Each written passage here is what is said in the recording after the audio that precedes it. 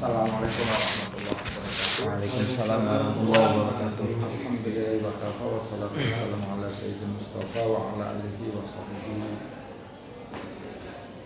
wa man tabi'ahum bi ihsanin ila yaumil qiyamah.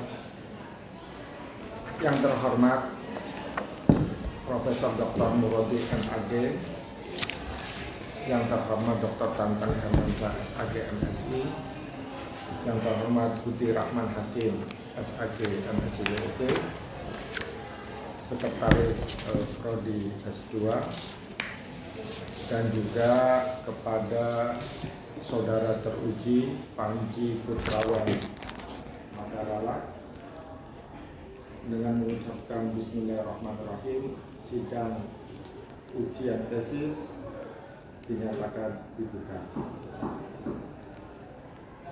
Kepada saudara teruji Panji Putrawan Makalala dengan nomor NIM 0016, judul tesis 3 metafora media dalam mediatisasi dakwah sufistik akun TikTok @Gus_Faiz SM, dipersilakan untuk mempresentasikan hasil penelitian Anda selama 10 menit. Setelah itu akan ada uji hasil tesis oleh para penguji, dilanjutkan dengan tanggapan dari pembimbing, dan juga nanti ada rapat dan pembacaan hasil tesis. Sekali lagi dipersilakan 10 menit.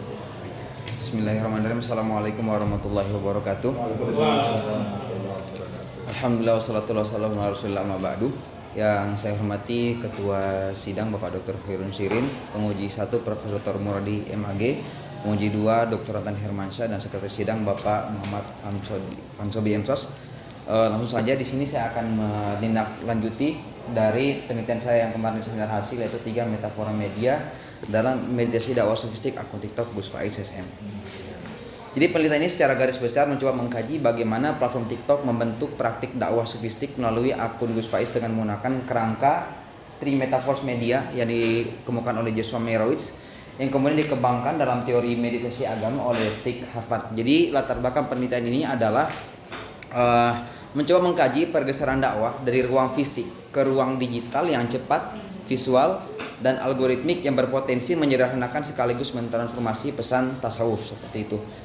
Temuan penelitian ini secara garis besar adalah menunjukkan bahwa TikTok dalam hal ini berperan sebagai konduit, saluran yang memperluas jangkauan dakwah, dan juga sebagai language, bahasa yang membentuk framing visual dan narasi singkat reflektif.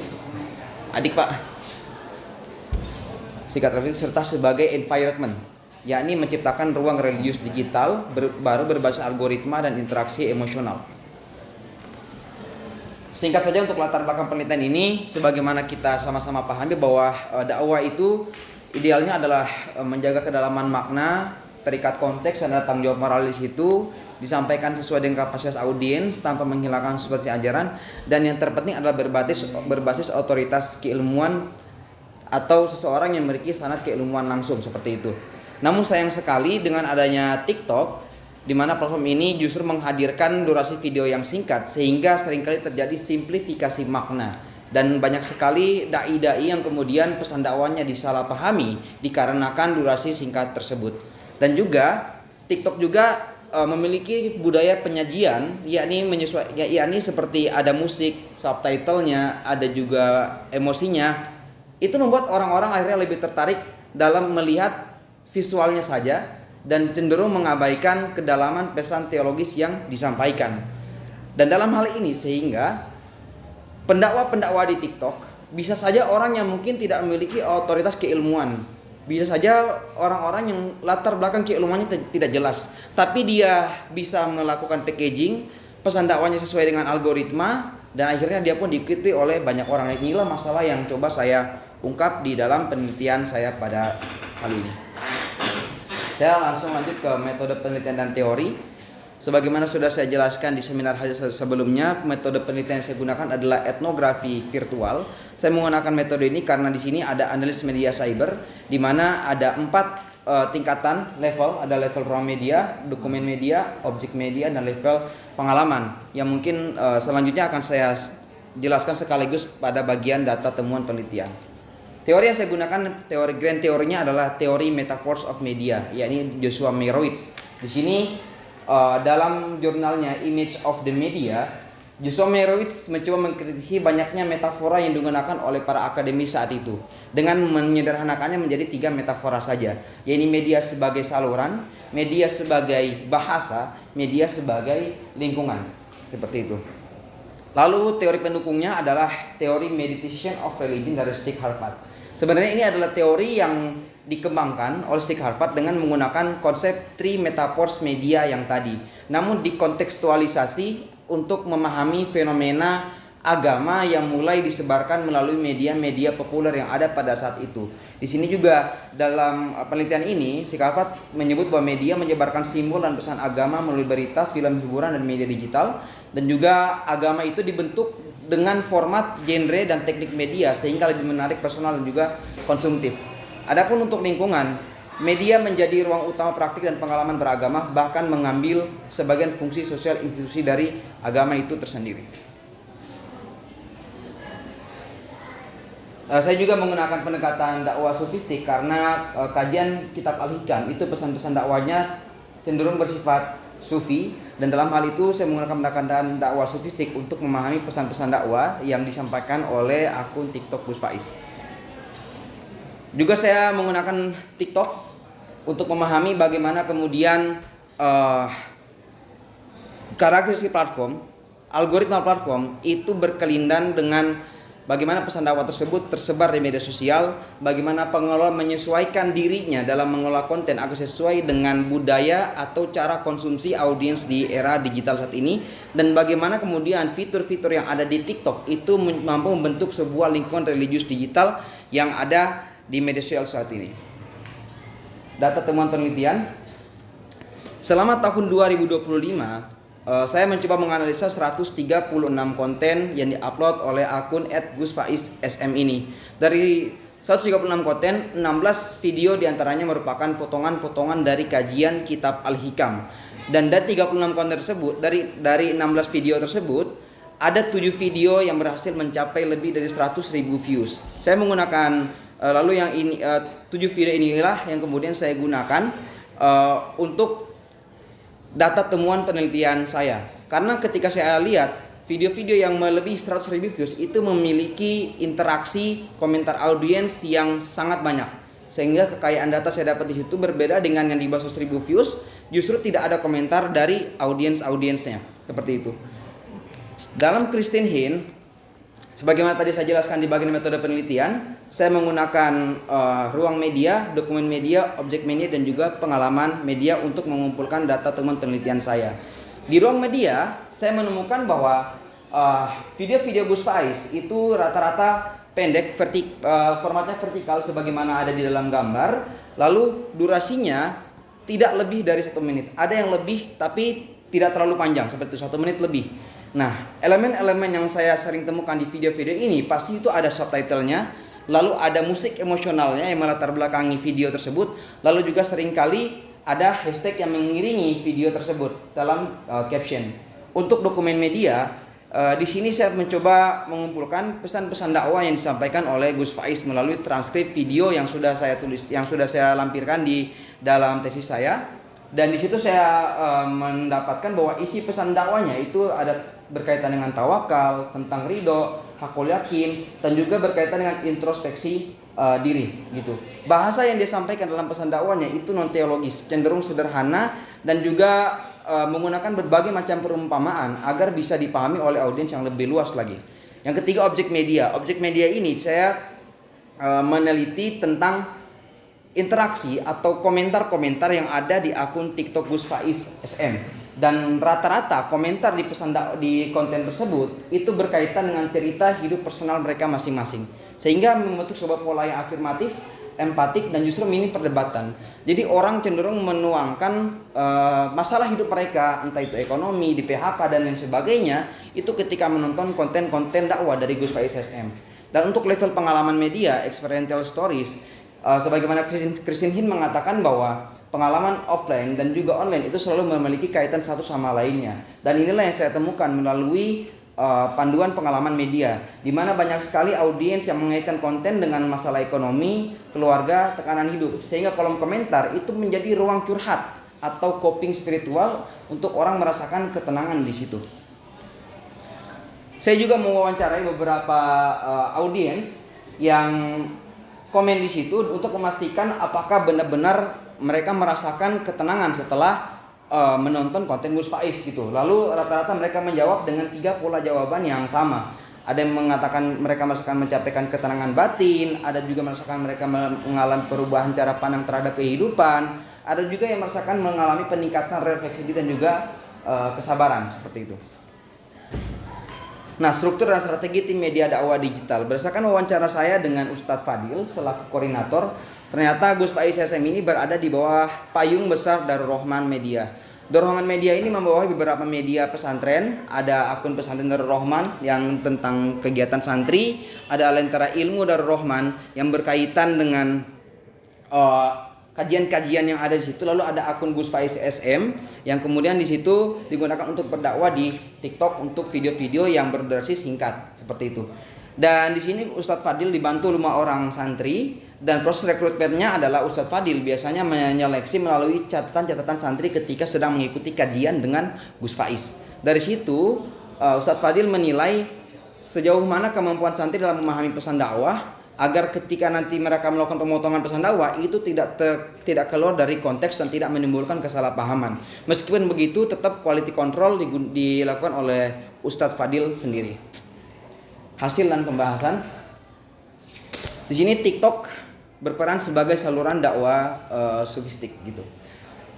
Pesan dakwah Gus Faiz itu disebarkan melalui sistem algoritmik TikTok kepada audiens digital secara luas. Salah satu alasan kenapa pesan dakwahnya banyak yang mencapai lebih dari 100.000, bahkan yang paling tinggi ada yang 6 juta, itu dalam sebuah penelitian yang saya kutip dalam penelitian saya juga, itu mengatakan bahwa TikTok itu cenderung menaikkan konten yang memiliki emotional engagement atau relevan dengan pengalaman audiens di dunia nyata. Semakin emosional konten tersebut atau semakin konten tersebut relevan dengan pengalaman audiens, maka akan semakin tinggi juga jangkauan video tersebut diangkat oleh algoritma TikTok. Dan inilah yang terjadi terhadap pesan-pesan dakwah konten Gus Faiz SM, di mana pesan dakwah beliau itu berhasil memicu berhasil memiliki relevansi emosional dengan para audiensnya, dan itu terlihat di kolom komentar dari mana mereka mencoba untuk menggunakan konten Gus Faiz, pesan dakwah Gus Faiz sebagai bentuk coping mechanism agar hidup mereka merasa tenang. Dan ini juga sebagai bentuk dakwah yang populer yang kemudian dalam perspektif mediatisasi agama ini disebut sebagai banal religion, yaitu ketika agama muncul dalam kehidupan kita sehari-hari, di mana orang kalau dulu ngelihat dakwah itu harus ke majelis taklim, saat ini orang cukup buka TikTok, bahkan bisa saja dakwah datang menghampiri dia karena ada sistem dari algoritma tersebut. Lalu grammar TikTok sebagai bahasa dakwah digital. Dalam hal ini Joshua Meyrowitz memberikan pemahaman bahwa setiap media itu punya grammarnya sendiri, punya tata bahasanya sendiri. Radio punya tata bahasanya, bahkan juga televisi punya tata bahasanya, majalah juga punya tata bahasanya, dan TikTok pun punya tata bahasanya sendiri. Tata bahasa di sini adalah apa? Teknik editing, teknik visual, dan teknik framing dari konten tersebut gitu. Dalam hal ini pengelola mencoba menyesuaikan dengan grammar dakwah TikTok dengan menggunakan yang tadi saya sebutkan di teman penelitian, yang menggunakan subtitle, menggunakan musik, dan juga mencari potongan-potongan pesan yang berkaitan dengan self development atau coping mechanism audience di era spiritual saat ini gitu. Bahkan konten-konten motivasi non Islami pun banyak yang menggunakan format seperti ini, sehingga format seperti ini merupakan budaya atau cara penyajian yang sudah menjadi budaya di TikTok saat ini. Lalu yang ketiga adalah TikTok sebagai lingkungan religius digital. Dalam hal ini TikTok menyediakan sebuah fitur yakni kolom komentar, di mana kolom komentar ini orang bisa merespon, bisa juga dia kontra terhadap konten tersebut, atau bisa juga dia curhat di konten tersebut. Sehingga karena ada fitur komentar ini, banyak orang yang menyampaikan isi unek-unek hati mereka terhadap konten yang disampaikan oleh Gus Faiz SM. Dimana kalau dulu orang kalau ingin bertemu kepada ustadz atau mencari ketenangan harus datang ke majelis fisik. Di saat ini dengan adanya TikTok itu mengalami transformasi, dimana orang hanya buka TikTok lalu mereka langsung bisa menuangkan apa yang ada di isi hati mereka di kolom komentar yang disediakan oleh TikTok. Sehingga itulah dalam hal ini TikTok berhasil membagi sebagai lingkungan religius digital. Oke. Kesimpulannya. Pas. Jadi kesimpulannya adalah TikTok dalam hal ini tidak hanya menjadi media penyebaran dakwah, tetapi juga membentuk cara dakwah diproduksi, dikemas dan juga dimaknai oleh audiens. Implikasi penelitian ini adalah untuk memperkuat teori medium analisis Joshua Meirowitz dan meditasi agama Rishi Harpat, dan juga menunjukkan bahwa keberhasilan dakwah digital juga dibentuk oleh pemahaman pengelola terhadap grammar media sosial itu sendiri. Dan juga dakwah digital perlu menyeimbangkan antara strategi varietas algoritmik dan juga kedalaman substansi ajaran. Untuk saran kedepannya, dai dan tim media perlu memahami grammar media digital agar dakwah tetap relevan tanpa kehilangan substansi, dan juga perlu kehati-hatian agar dakwah tidak hanya menjadi komoditas emosional dan viral semata. Mungkin ya, terima kasih. Oke, terima kasih Saudara Panji Putrawan Makalala. Langsung kami berikan waktu kepada Profesor Dr. Borobi Kentaki selaku penguji selama 15 menit. Baik, terima kasih Pak Ketua. Ini merupakan ujian terbuka kalau disertasi. Kemarin kan sudah ujian Seminar hasil. Banyak catatan yang sudah berikan. Apakah sudah perbaiki? Sudah, Prof. Pertanyaan pertama, kenapa Anda tertarik melakukan riset tentang Gus Faiz lewat media TikTok? Baik, Prof. Kenapa Anda tertarik? Oke, pertama saya merupakan mengikuti kajian beliau dari tahun 2023 sebelum beliau terjun ke TikTok. Lalu kemudian saya juga menyaksikan pertama kali akun beliau hadir. Lalu ketika video-video beliau itu mulai menembus jutaan, ratusan ribu, itu saya melihat banyak sekali orang yang tadi merasakan ketenangan, merasakan hidup mereka itu mendapatkan reorientasi baru karena menonton konten dakwah Gus Faiz. Padahal kajian beliau adalah kajian kitab Al-Hikam, yang dimana kita tahu bahwa kajian kitab seperti ini butuh durasi yang panjang dan kedalaman makna, namun kemudian dipotong-potong, dibuat konteksnya agar sesuai dengan kebutuhan audiens seperti saat ini gitu. Oke, berarti Anda ini melakukan riset terhadap tokoh yang Anda kagumi. Akunnya, Prof, akun dakwanya. Tokohnya enggak? Tokohnya bukan tokohnya, Prof. Enggak, kan kenapa enggak?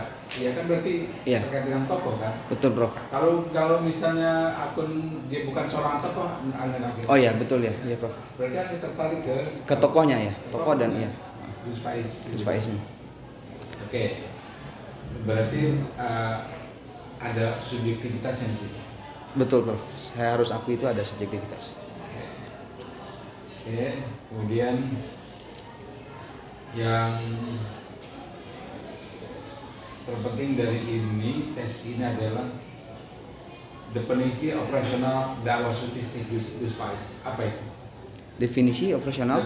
Definisi dakwah sufistik di TikTok Gus Faiz. Apa itu? Kalau berdasarkan wawancara saya juga penelitian sudah saya lakukan, jadi definisi dakwah sufistik di TikTok Gus Faiz adalah bagaimana adalah proses penyajian pesan dakwah sufistik yang kemudian dipotong dari kajian-kajian yang lengkap, tapi dipilih bagian yang tidak perlu yang tidak menimbulkan kesalahpahaman. Lalu pesan dakwah tersebut harus diupayakan agar sesuai dengan kebutuhan audiens di era digital, terutama berkaitan dengan coping mechanism atau orang-orang yang mungkin sudah merasakan depresi atau kehilangan orientasi dalam hidup mereka. Oke. Dan selanjutnya adalah apakah konten Gus Faiz benar-benar sufistik atau hanya bernuansa sufi? Apakah kontennya sufistik atau hanya bernuansa sufi? Iya. Itu pertanyaan yang ringan tapi dasar. Coba dijawab ya. Iya, Prof. Jadi apakah kontennya itu bernuansa sufi atau dakwah sufistik? Lebih ke dakwah sufistik tapi tidak bernuansa sufi itu sendiri, Prof. Kenapa? Karena orang-orang pun ketika mendengar dakwah beliau itu tidak ngeh kalau itu sebenarnya adalah pesan-pesan sufistik, Prof. Karena tidak ada nuansa sufi yang dibangun di dalam konten tersebut. Berarti matunya jamaahnya itu nggak cerdas. Matunya mungkin belum mempelajari lebih dalam lagi tentang pesan Masuk Anda tasawuf. sudah lama kan, berarti Anda nggak cerdas. Iya, Prof. Anda bilang bahwa nggak sufistik, berarti Anda nggak cerdas. Sufistik tapi tidak memiliki nuansa sufi. Iya. Iya, tidak ada nuansa sufi itu. Beliau bahkan tidak menyebut gitu istilah sufi, tapi Ya, itu dari kajian kitab tasawuf. Mestinya anda pahami sendiri bahwa kitab Al-Hikam itu apa sih isinya? Isinya kumpulan nasihat dari Ibnu Athaillah, Prof. Iya. Iya. Ada Materi itu sih. tim Ibnu Athaillah Iskandari, ulama yang lahir di Mesir di kota Iskandaria. Seorang sufi atau teolog? Beliau sepengetahuan sih seorang sufi, Prof. Iya. Karena itu dia tulis buku Al-Hikam. Iya. Dan itu karya bagus. Iya, Prof. Saya udah baca ketika tahun 70-an. Wow. Belum ada lahir kan? Jauh, Prof. Iya. Ada satu hal lagi bahwa Anda tadi menyebut ada simplifikasi Simplifikasi. Iya. makna Simplifikasi. dalam sufistik Gus Faiz. Apa maksudnya? Maksudnya adalah, jadi Gus Faiz itu kalau saya nonton kajian fullnya, beliau membiasakan membaca satu hikmah, kemudian dijelaskan berjam-jam dikaitkan dengan berbagai macam fenomena-fenomena yang relatable dengan audiens saat ini. Yang kemudian bagian itunya saja dipotong. Contohnya apa contohnya? Bagian contohnya adalah ada di bagian tentang beliau menyampaikan ada di data teman penelitian. Intinya pesan dakwahnya adalah tentang Ainul Ridho dan Ainul Sukti gitu. Jadi intinya adalah beliau menyampaikan bahwa kita ini sering melihat jangan melihat orang lain itu buruk seperti itu, Prof. Gitu dengan Ainul Ridho. Nah, kemudian ini lagi. Dari sini.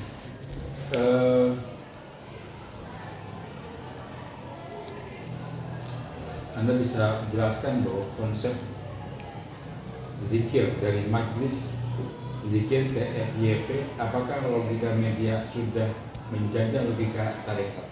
Wow. Sebenarnya Gus Faiz ini beliau tidak tarekat, Prof.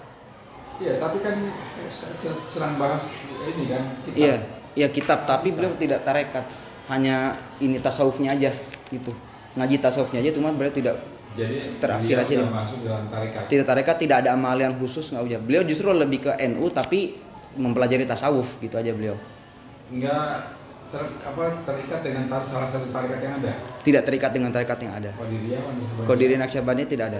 Saya sudah tanya ke beliau, tanya ke asistennya juga, emang tidak ada wiridan khusus. Beliau kayak umum aja, Prof. NU. Iya, NU itu Qadiriyah apa? Oh, NU Qadiriyah Naqsyabandiyah. Ini ya. Apa istilahnya? Qadiriyah Naqsyabandiyah. Itu ciri khas NU. TKN. TKN ya. Tarikat Qadiriyah Naqsyabandiyah itu yang mulai. Iya, Prof. Terus lagi ini masih saya dicatat di sini banyak. Apakah algoritma TikTok memaksa Gus Faiz memodifikasi ajaran sufi agar zikir itu bisa 15 detik? Iya. Kalau ini karena dalam hal ini yang berperan dalam simplifikasi itu adalah tim medianya. Jadi saya wawancari tim medianya dan kata tim media mereka memang sengaja mencari pesan yang sesuai dengan algoritmiknya. Ini berkaitan yang dapat memicu emosional audiens seperti itu, Prof. Bisa nggak disebut bahwa tim atau Gus Faiz sedang melakukan apa istilah komodifikasi ajaran sufi? Bisa. Kalau komodifikasi yang mengambil keuntungan gitu, Prof? Sebenarnya tidak, Prof. Karena di platform TikTok mereka tidak melakukan. Memang TikTok ada live TikTok yang bisa mendapatkan uang, tapi mereka tidak menggunakan fitur tersebut. Gitu. Jadi hanya untuk memancing audiens saja. Alasannya apa? Kenapa mereka menggunakan itu? Karena memang orientasi dakwahnya adalah menyebarkan pesan dakwah dari Gus Faiz itu sendiri gitu, Prof. Oke. Ini sekarang pertanyaan terakhir Pak Ketua. Ini soal teknis saja. di kata pengantar itu Anda sebutkan semua orang. Tapi Anda lupa nggak menyebut penguji. Astagfirullahaladzim. Kalau nggak diuji nggak dulu. Kalau ini saya mengakui kesalahan saya, mohon maaf Bukan sebesar-besarnya. Anda ini terjadi di S1 sampai S2 S3. Ini harus diluruskan bahwa Baik, jangan Prof. sebutin namanya, pokoknya terima kasih kepada tim penguji, tim aja. Iya, Prof. Siap, jadi catatan. Tadi pas saya baca, wah tim penguji nggak ada, saya nggak nguji. Astagfirullahaladzim. Berarti kan nggak lulus Pak Ketua. Ya Allah. kurang Aduh, ampun, Prof. Fatal. Ini fatal nih, Prof.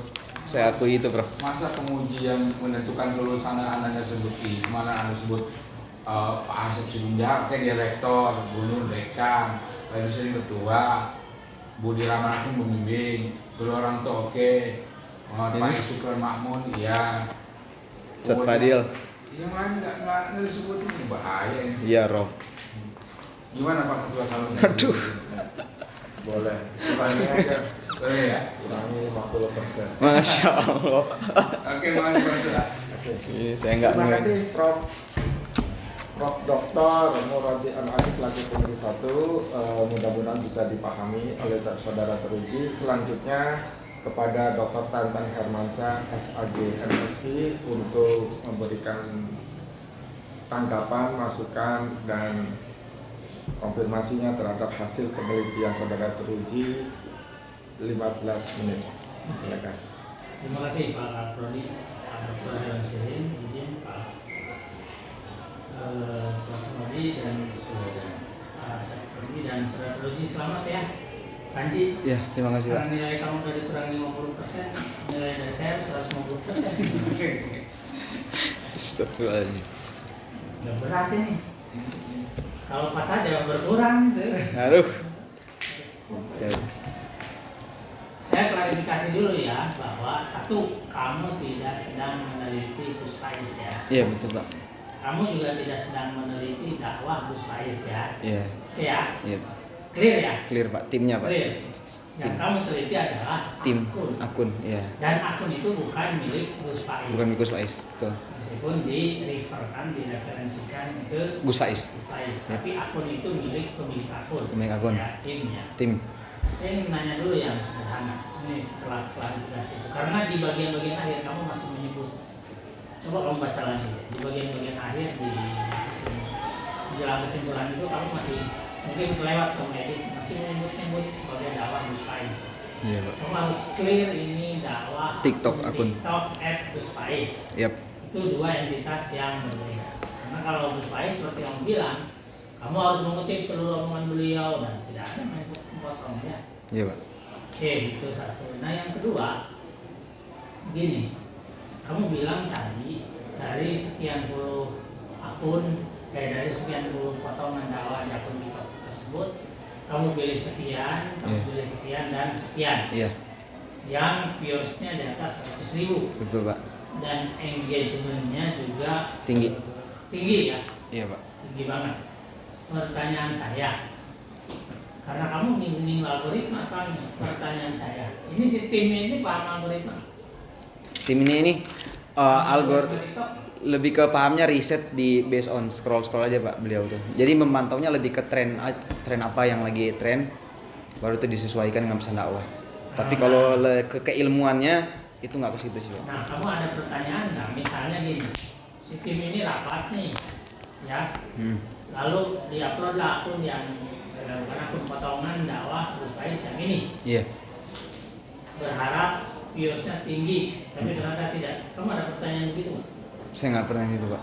Nah, berarti kamu nih di bagian berapa nih?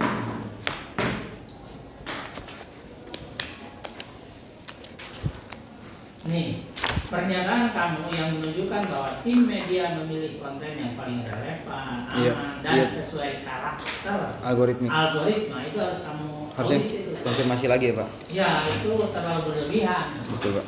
Karena kalau dia seperti kesimpulan kamu bahwa tim ini memahami karakter algoritma, harusnya potongan-potongan dakwah Pasti itu viral. semuanya Iya. virusnya tinggi, Betul. buktinya enggak. Paham, Pak. Ya itu, jadi kamu jangan terlalu percaya diri. percaya diri. Meskipun kamu meneliti dan ini bagus, kamu juga tetap harus kritis, Kanji ya. Iya. Gitu ya, kamu harus tetap kritis. Jadi ujian seperti ini berlebihan dalam konteks akademik. Kamu sebut saja ada beberapa yang dia ternyata nyangkut di algoritma yang TikTok dan akhirnya bisa tinggi. Sebutin aja untuk aman itu biasanya peneliti bilangnya ada beberapa, terdapat beberapa. Jadi malaki. Jadi manakib. Itu menyelamatkan kamu sebagai peneliti itu. Ya. Kalau kamu juga begini seolah-olah semua, padahal enggak juga kan? Iya.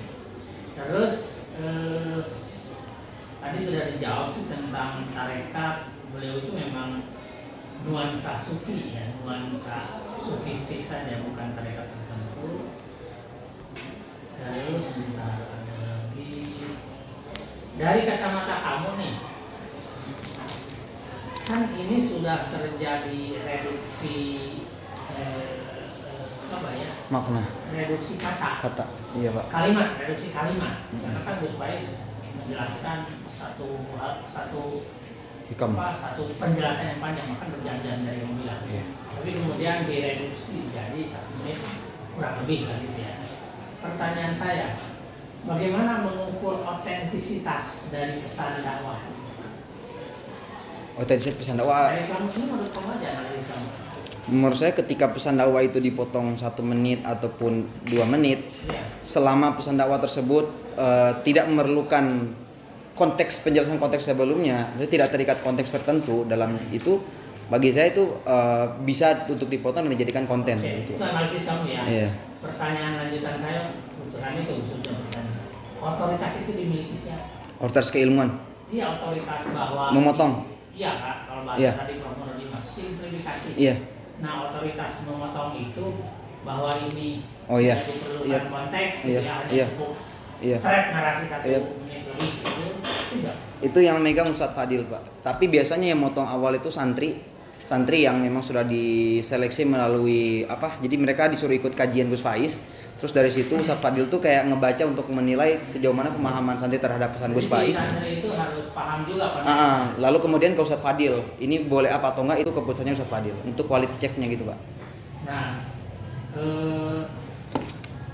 kamu menyebut nggak ini sebagai urban sufism? Sebagai kajian al-hikamnya sebagai fenomena urban sufism. Kajian al-hikamnya sebagai fenomena Urban sufism, iya. atau akun Gus Faiz sebagai ekspresi urban sufism? Kajian al-hikamnya sih harusnya Pak. Kan kamu tidak memiliki kajian al-hikam, Iya Pak. ya kan? Iya. Benar kan? Iya, Pak. Kamu Tapi memiliki kalau- kajian al-hikam nggak? Enggak, hanya ya al-hikam tuh hanya ini aja. Kajian al-hikam tuh hanya ini ya Pak, materi yang digunakan di dalam pesan Nah, dakwahnya. itu kan bukan penelitian kamu. Bukan kan? penelitian saya. Kamu harus jujur itu. Iya, ya. betul Pak. Nah, pernyataan kamu bilang begitu juga itu harus betulin ya, Iya Pak. bahwa urban sufism dalam konteks riset ini adalah yang terekspresikan pada akun. Kajiannya. Ingat, itu dua entitas yang berbeda. Jadi kamu itu saya baca di dalam masih begitu, masih ada kejebak bahwa kamu seolah-olah sedang meneliti dakwah Gus Faiz. Bukan. Kamu dari awal kita udah dari Seminar hasil. udah clear kan? Iya, udah clear. Bahwa kamu cuma sedang meneliti dakwah Gus Faiz. Gus Faiz mah banyak gitu. Iya. Kamu meneliti Gus Faiz, iya. Ingat, entitasnya hanya itu. Iya.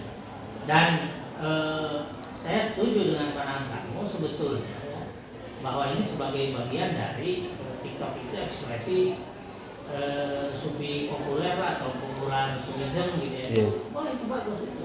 Yang ditampilkan dalam TikTok, Iya. dalam akun sosial media.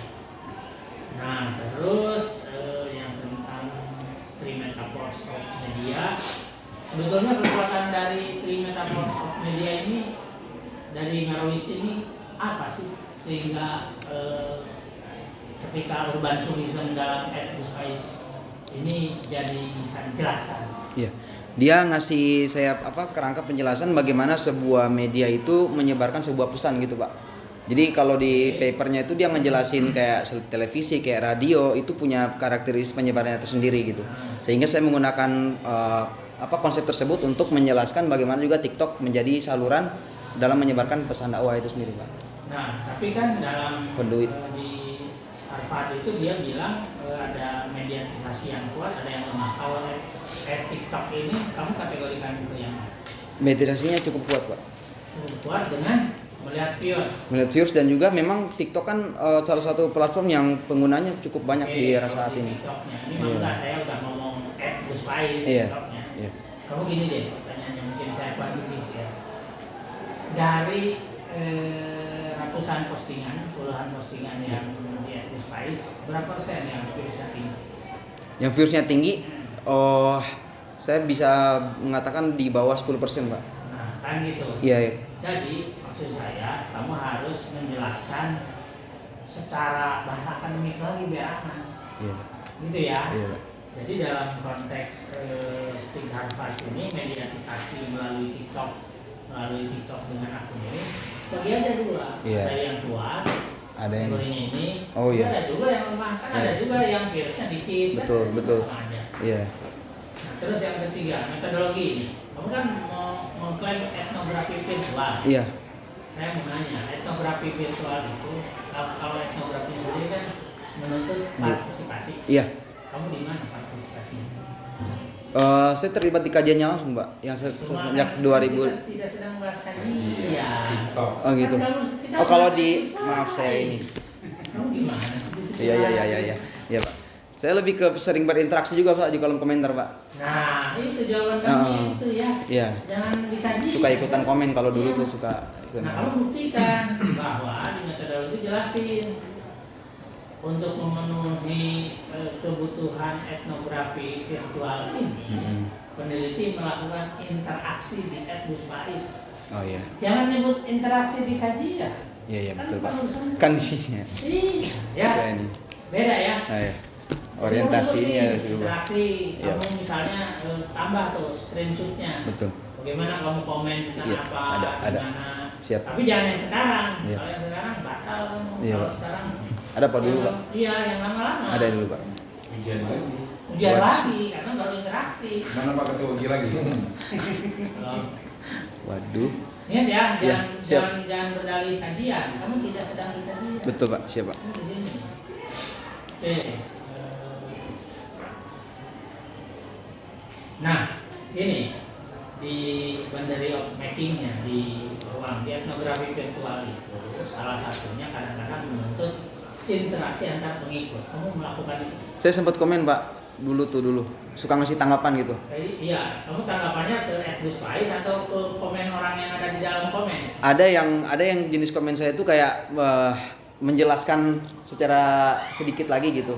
Ya betul Gus gitu. Memang Allah gitu-gitu Pak. Karena memang waktu itu saya lagi Kalau itu berarti kamu komen ke kontennya. Tapi ada juga yang kayak orang tuh salah paham nih gitu. Salah paham. Saya komen ke orangnya juga tuh. Ya, Saya komen ke orangnya tuh enggak gitu Bang gitu Pak. karena itu bagian dari interaksi audiens yang dalam konteks etnografi virtual harus ada buktinya. Ya baik Pak. Siap. Oke, kalau temuan hasil udah oke. Nah, kamu gini, kamu mengklaim ini agak berat nih, bahkan di abstrak. Kamu adaptasi terjadi tanpa kehilangan esensi tasawuf. Ini berat ini pernyataan kamu itu, J. Apa yang kamu mau sampaikan pada ini? Saya memahami esensi tasawufnya itu lebih ke pesan dakwahnya gitu loh Pak. Jadi kayak kan pesan-pesan tasawuf tuh majority berkaitan dengan bagaimana kita merasakan kehadiran keterlibatan Tuhan di dalam hidup kita kan Pak. Yang dari konsep ihsan itu Pak. Nah, Ya, tahu. itu makanya saya ngambilnya di situ Pak, karena pesan dakwahnya itu rata-rata Gus Faiz seperti itu gitu, lebih ke pesan internal gitu, jangan berprasangka buruk kepada Tuhan gitu. Seperti itu Pak. Jadi tapi kalau memang berlebihan bisa saya ubah lagi kata-katanya. Kamu harus selamatkan bahasanya gitu ya. Baik, Pak. Tanpa kehilangan esensi. Sebutkan aja dalam beberapa postingannya gitu. Ya gitu. Karena lagi-lagi ini bicara menyelamatkan statement. Jangan terlalu mengeneralisasi apalagi atau rawi itu masih general yang biasa. Iya Pak. Oke, nah terus kamu sebagai peneliti juga harus mengajukan semacam kritik terhadap logika media. Oh iya. Kamu harus, ini saran ya, jadi kamu masukkan nanti di bagian-bagian akhir bahwa walau bagaimana apa yang dilakukan oleh akun TikTok ini tidak bisa lepas dari logika media itu sendiri. Dan logika media itu logikanya ya bisnis, ya bikin wacana dan lain sebagainya. Jadi dia bukan ruang hampa kosong yang bisa dibunuh juga gitu. Dan kalau TikTok mau berangus akun ini juga kami Bisa aja. itu nggak bisa ngapain. Betul, Pak. Ya. Nah, kelemahan kita sebagai user yang akhirnya mengisi ruang hak user itu dengan konten dakwah itu ada, tetapi kita tidak pelayanan dari kita. Yep. Saya kira itu Pak Kapolri kalau dari saya. Oke, terima kasih. Terima kasih, Pak. Pak Dokter. Waalaikumsalam warahmatullahi wabarakatuh. Terima kasih kepada Dr. Tantan Hermansyah SAG MSI yang sudah melakukan uji validitas dari hasil tesis saudara teruji. Selanjutnya sebelum pada tahap penyusunan nilai, ini mestinya nilai jangan ditulis dulu sebelum sidang penguji. Oh iya. Ya nanti barangkali ada perubahan. Oke, terima kasih. Saudara teruji, kesan pertama saya sebagai ketua prodi, kalau saya baca tulisan ini kesannya itu ini ada ini. Oke, sebelum saya ketua memberikan Ngajar dulu. enggak langsung kasih tanggapan enggak? Tadi ngajar maksudnya. Oke. Oke, sebelum saya memberikan satu masukan atau pandangan, terlebih dahulu saya berikan waktu 5 menit kepada pembimbing untuk memberikan tanggapan atas hasil penelitian saudara teruji. Silakan. Baik, Assalamualaikum. Bahwa sidang Pak Budi dan Sekretaris Komunikasi, maaf sering ngejar, hari ini full. Tema dakwah di dunia digital itu memang area yang saya sendiri lagi ngamati banyak dan senang sekali bisa menjadi bagian dari penelitian Pak Panji ini, sehingga dalam prosesnya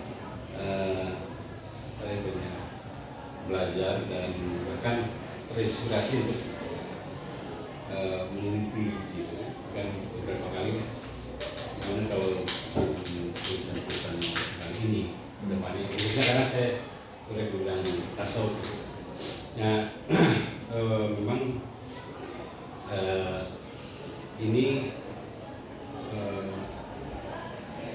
satu tools yang saya sih ke depan karena era digital ya, bisa berpotensi untuk terus dikembangkan untuk studi lanjutan gitu. Untuk di program doktornya ataupun kan karena media sekarang sudah terdigitalkan sehingga penelitian tentang media digital itu akan selalu on gitu ya. Jadi dari segi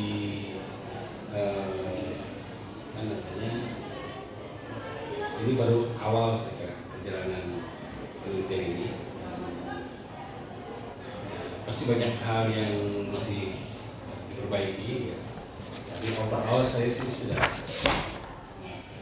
memakan diri untuk menjadikan advice gitu. Terima kasih Pak. Oke, terima kasih kepada Bapak Budi Rahman Hakim SAG MSW PhD selaku pembimbing. Selanjutnya saya sebagai pimpinan sidang ingin memberikan satu pertanyaan tanggapan. Pertama, kalau saya baca dari abstrak, kemudian kesimpulan dan metodologi yang Anda gunakan, tulisan Anda bagus, tapi deskriptif tanpa berbasis analisis. Silakan ditanggapi. Tanpa berbasis analisis. Ya, tulisan Anda tidak berbasis analisis sebagaimana teori yang Anda gunakan di awal. Begitu, Pak. Iya, silakan, apa ada tanggapan? Tanggapan saya justru hasil dan pembahasannya itu saya berbasis dari data temuan penelitian saya, Pak. Coba tunjukkan. Tunjukkan di bab mana Anda menggunakan teori ini, kemudian Oke. dikaitkan dengan Baik. data yang Anda temukan. Baik Pak. Misalnya teori three metaphors of media. Oke, Itu kemudian di hasilan pembahasan di mana di bab 5. Kalimat yang menunjukkan korelasi bahwa Anda menulis itu berdasarkan teori yang Anda Iya ini. gunakan. Di bab mana? Di bab 5 Pak, bagian awal. Halaman. Izin. Mana sih? Contohnya ini Pak ya, 206. Di sini saya menggunakan medium analisis dari Joshua Meyrowitz, yaitu media sebagai environment. TikTok tidak dapat dipahami hanya sebagai saluran menyampaikan pesan dakwah, melainkan sebagai lingkungan media yang secara aktif membentuk pola interaksi sosial dan cara berpikir. Lalu kemudian pada konteks akun Gus Faiz, fitur komentar, likes dan repost ini saya dapat dari data temuan penelitian Pak. Itu saya ketemuan lalu Yang mana 200? teorinya 206 Pak. 206. Nah di situ saya sebutkan teorinya di bagian awal. Mhm. Lalu kemudian saya jelaskan teori tersebut saya kaitan dengan data temuan saya, ya ini dari kata pada konteks akun Gus Faiz. Komentar bukan sekedar pelengkap teknis tetapi menjadi info sosial yang memungkinkan terbentuknya ruang interaksi religius yang sebelumnya Majelis Pengadilan Forum Keagamaan Dunia Nyata. Dengan demikian keutamaan utama. Jadi gitu Pak. Jadi teman menunjukkan bahwa kolom komentar pada konten-konten seperti yang akan menjadi bagian kita itu akan datang, hakul yakin. Ini semua saya ambil dari data temuan penelitian Pak. Lalu saya jelaskan lagi dalam kerangka Meyrowitz seperti itu Pak. Oke, yaitu di sini. Iya Pak. Anda kan menggunakan tiga metafora. Iya. Mana yang di mana? Tiga metafora yang Oke. Anda tunjukkan. Yang C itu media as environment. Itu saya menggunakan metafora media sebagai lingkungan. Lalu untuk bagian B itu saya menggunakan media sebagai bahasa. Gitu. Media sebagai bahasa. Bahkan saya juga mengutip dari Joshua Meyrowitz di bagian B footnote ke-11. Itu saya Oke, itu teorinya. Terus datanya mana? pembahasan datanya itu Pak, dalam konteks ini TikTok bukan sekedar saluran. Lalu hal tersebut terlihat dari penggunaan format video vertikal, durasi singkat, close up pada ekspresi wajah penceramah yang kemudian ini sebenarnya ada di bagian ruang media di bagian bab 4 data temuan penelitian. Ya, Gitu, nah, Pak. terus bahasa, contoh bahasanya mana? Bahasanya nih Pak, jadi grammar itu kalau pandangan Joshua Meyrowitz itu adalah bagai Ada. teknik editing, ya Pak? Iya, maksud saya tabel. Anda kan berarti kan menganalisis bahasa-bahasa yang digunakan. Bahasa itu ini Pak, bukan bahasa komunikasi, tapi bahasa apa? bahasa media. Bahasa media itu media. seperti teknik editing Datanya gitu. editing. Itu ada mana datanya yang mana? Datanya ada di sini juga ada Pak, di halaman 83. Bentuknya apa, tabel bukan? Bukan tabel tapi Pak, lebih ke deskripsi. Jadi ada konten yang seperti itu Pak. Saya jelaskan ke deskripsi seperti ini Pak. Nah, ini bahasa medianya itu nih Pak. Jadi TikTok Tapi itu kan sekarang nggak bahasa jelas medianya seperti itu. nggak bisa dibaca. Padahal Iya, itu Pak. data loh. Iya Pak. Beda kalau lampiran. Kalau data itu harus bisa dibaca mestinya. Kenapa dibikin kayak gitu? Kalau ini Gambarnya nggak disalin dalam bentuk tabel yang bisa dibaca. baik Pak. Kalau data kan harus bisa dibaca karena itu sumber kan. Baik. Nah, itu. Berarti diubah ke tabel ya Pak. Intinya diperjelas. Diperjelas ya Pak. Bukan Iya. gambar.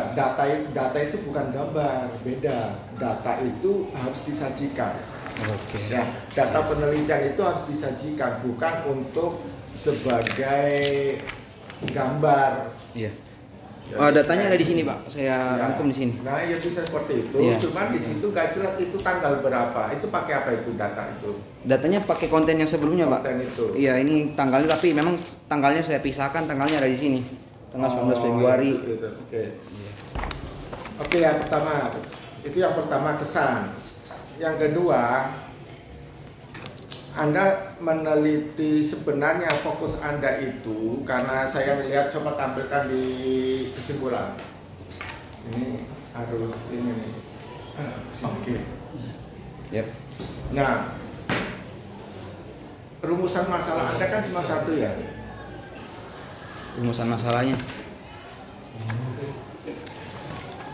Rumusan masalah Anda satu ya. Mayornya 1, minornya 3 Pak. Minornya 3. Iya. Minornya apa aja berarti? Apa fungsi TikTok sebagai saluran dakwah sufistik pada akun Gus Faiz? Sejauh mana TikTok berperan sebagai bahasa dalam pemikiran pesan dakwah sufistik? Seperti apa TikTok menjadi lingkungan religius digital dalam dakwah sufistik? Mayornya adalah bagaimana 3 metafora media dalam mediasi dakwah sufistik akun TikTok Gus Faiz. Rumusan mayornya malah sama dengan judul. Kalau rumusan nggak salah, nggak boleh judul ditambah bagaimana. Baik Pak, dikoreksi. Koreksi lagi. Siap. Jadi nggak boleh sama dengan judul. Nggak boleh sama dengan judul. Dia harus lebih mendetail dari judul itu sendiri. Baik. Oke, nah satu lagi. Jadi Anda ini fokus pada peran akunnya atau lebih Pak, atau konten akun atau konten akunnya. Konten akunnya Pak. Ya akun kan membawahi konten-konten juga Pak. Konten itu kan bisa berdiri sendiri akun dia. Berarti dakwahnya dong. Dakwah dari akun TikTok itu sendiri Pak. Kan akun TikTok itu memproduksi konten. Nah itu yang saya teliti gitu Pak. Terus kalau yang diteliti adalah kontennya, kenapa Anda lebih kepada yang tadi, yang ke akunnya? Anda kan tadi bicara yang tadi 3 metafora, Iya. itu kan katanya bukan ke kontennya, lebih ke akunnya. 3 Bagaimana media Iya. mengubah atau berperan, Iya. gitu kan? Berarti yang media digitalnya kan, yang di Anda, kalau yang satu kan bagaimana dakwahnya. Jadi Anda bicara dakwahnya atau bicara akunnya? Nah, ini masih belum jelas di tulisan Anda ini. Coba jelaskan. Akun kan konten kan tidak bisa diproduksi sendiri Pak, harus ada akunnya Pak. Jadi akun dan konten itu dia saling berkaitan satu sama lain, nggak bisa dipisahkan. Kalau Anda bicara konten, berarti yang diteliti kontennya dong. Ya konten-konten dakwah dia Gus Faiz. Nah, kalau di konten-konten dakwah ketika saya tanya aspek bahasa, berarti Iya. mananya? Berarti akun itu harus Anda sajikan akun-akun konten-konten mana yang dianalisis secara bahasa. Iya. Tapi Anda tadi mengatakan bahasa yang Anda maksud bukan pada aspek konten, tapi lagi pada aspek istilah akunnya. Nggak, bahasa yang saya maksud itu mengikuti pendekatan dari Joshua Meyerowitz, yaitu grammar bahasa media gitu. Kayak televisi kan punya bahasanya, Contohnya apa? tampilan visual Contohnya gitu. apa? Kalau mestinya gini, kalau Anda bicara, kalau Anda itu meneliti akun ke konten, Iya. berarti Anda harus merilis konten-konten apa saja Iya. yang mengandung bahasa metafor, misalnya, yang Betul. mengandung metafor. Betul. Mana? Ada nggak? Itu 7 konten Al-Hikam tadi Pak. Yang sudah saya itu. Datanya mana? Datanya di mana datanya? Itu Bapak data temuan penelitian Pak. Harus jelas, karena jangan sampai Anda menyatakan ini Iya. menjadi kesimpulan umum. Ada, Bisa Pak. jadi konten akun ini kan banyak. Iya betul, makanya saya Iya seleksi kan? di awal.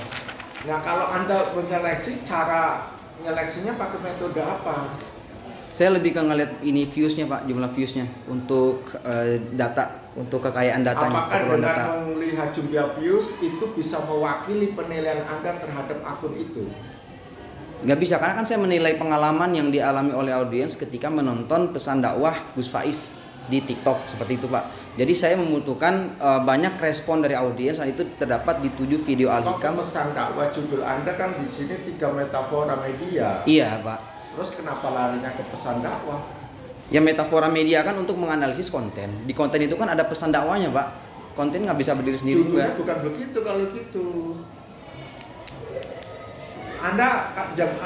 Saya masih ragu. Anda sebenarnya fokusnya meneliti apa sih? Saya fokusnya meneliti akun TikTok Gus Faiz, spesifiknya konten dakwah Al-Hikam Pak. Spesifiknya konten. Potongan konten dakwah dari kajian Al-Hikam dengan menggunakan pendekatan 3 metafora media. Tapi kenapa tujuannya Anda bicara TikTok tidak hanya menjadi media penyebaran dakwah, tapi cara membentuk cara dakwah. Ini kan berarti membentuk cara,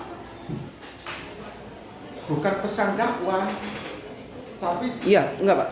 Pesan dakwahnya aja dipotong Pak itu Pak. Iya betul. Diproduksi, Betul. dikemas, Betul. dimaknai. Bagaimana diproduksi? Nah itu berarti kan itu Iya. kan mayornya di situ kan. Iya. Terus jawabannya apa? Ketika dakwah itu diproduksi di TikTok itu dipotong pesan dakwahnya Pak. Awalnya dari kajian 1 jam dipotong jadi cuma 1 menit 2 detik. Itu bagaimana cara dakwah diproduksi karena mengikuti TikTok yang memang tidak bisa untuk upload video lebih dari 1 jam seperti itu Pak. Kalau yang dikemas itu menggunakan media sebagai bahasa, bagaimana teknik editingnya, terus juga ada penambahan subtitlenya, juga dan dimaknai audiens bagaimana TikTok itu menciptakan sebuah tempat ruang rilis digital gitu Pak. Gini, kesimpulan Anda tadi yang ada 4, 1 mayor dan 3, 1 mayor dan 4 minor itu apa ya, berbeda-beda gitu, nggak saling memperkuat. Jadi kayak buku. Jadi kalau penulisan Anda ini seperti buku, bukan hasil penelitian. Beda ya, buku dengan hasil penelitian beda. Contoh saya kasih tahu, dalam penelitian kesimpulan Anda bicara begini nih, penelitian ini menunjukkan, bahasa menunjukkan itu beda dengan bahasa penelitian. Bahasa gitu, penelitian itu ada bakunya kayak bahasa membuktikan, Iya. kemudian mengonfirmasi, kemudian membantah.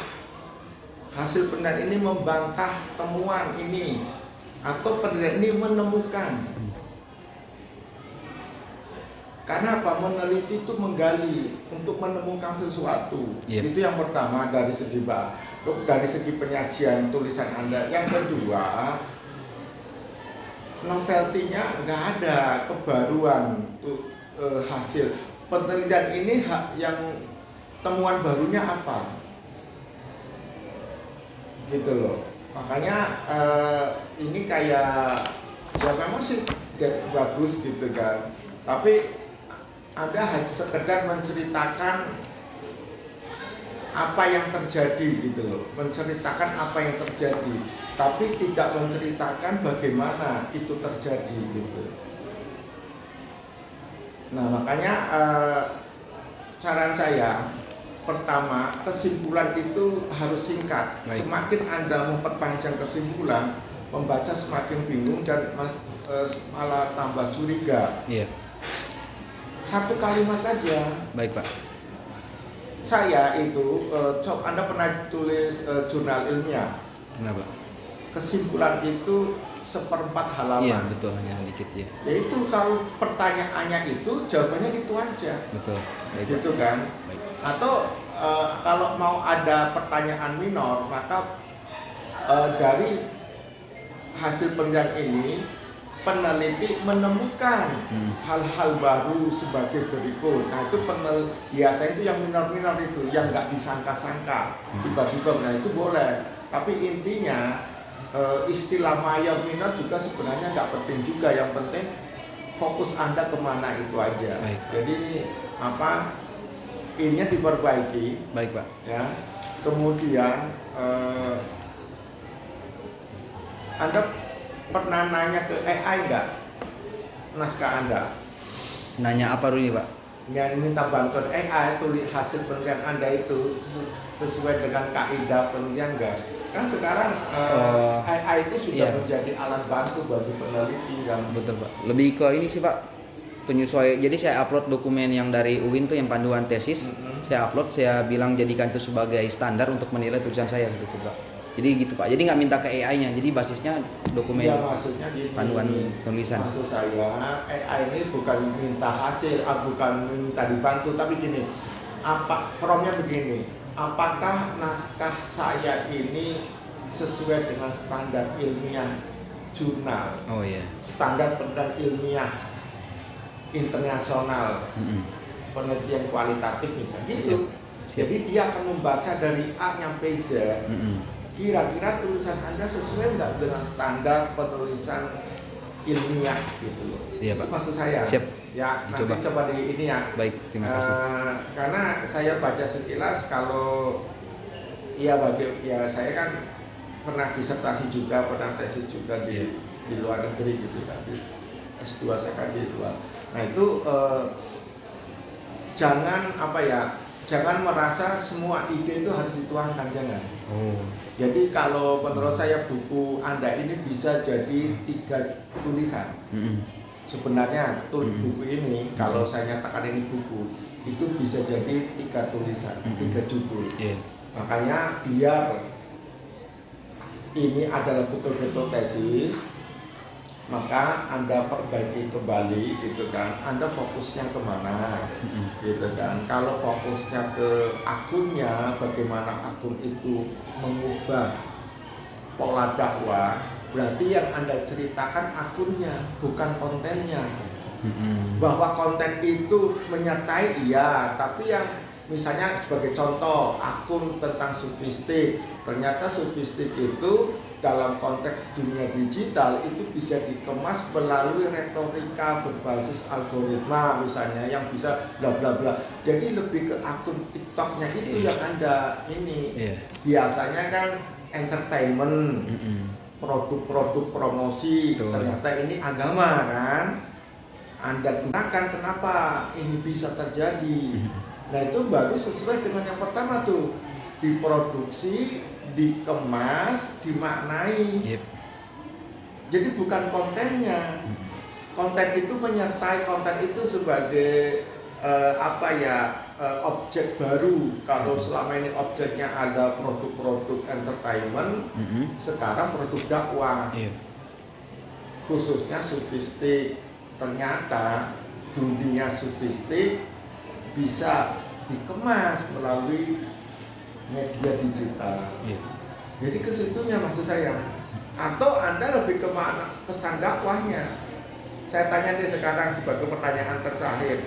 Anda ingin bicara pesan dakwah dari konten akun itu, atau Anda ingin bicara bagaimana akun itu mengemas pesan dakwah? Bagaimana akun itu mengemas pesan dakwah? Nah kalau kita harus fokusnya ke situ. Bagaimana akun TikTok mengemas pesan dakwah yang bisa diterima kan? Nah gitu ya. Betul. Paham ya? Siap, Pak. Nah, itu pertanyaan. Oke, terima kasih. Baik, Pak. Selanjutnya waktu disetor 2 kali 3 menit.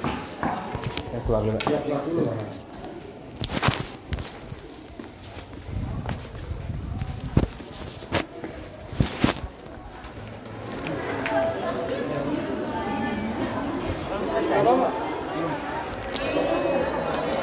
Belum. Oh lagi nungguin nilai ya. Banci aku jadi pakai itu ya. Yang mana? Jadi pakai mata dulu. Iya udah. Udah kirim. Belum. Lupa bawa konverter. Nggak jadi beli nasi padang buat orang itu. Orangnya ada di dalam. Ya kalau